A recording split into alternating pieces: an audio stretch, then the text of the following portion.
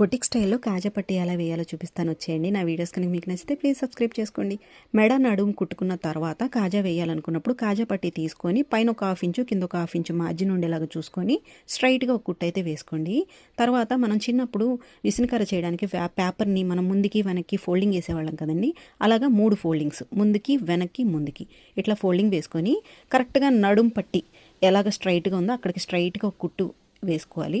అట్లానే మెడ దగ్గర కూడా స్ట్రైట్గా ఒక కుట్టు, కరెక్ట్గా మీరు మెడ నడుము ఎలా ఉందో అలాగే స్ట్రైట్ కుట్టు వేస్తే మీకు నీట్గా ఫినిషింగ్ అన్నది వచ్చేస్తుందండి. ఎక్స్ట్రాగా ఉన్న మార్జిన్ అయితే ఇలా కట్ చేసుకోండి.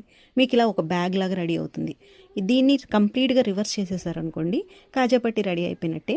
చాలా నీట్గా ఉంటుంది. బొటిక్ స్టైల్లో మీకు చుట్టానికి బాగుంటుంది, మీకు తొందరగా అయిపోతుంది పని కూడా, మందంగా కూడా రాదు, అక్కడ గట్టిగా కూడా స్ట్రాంగ్గా కూడా ఉంటుంది.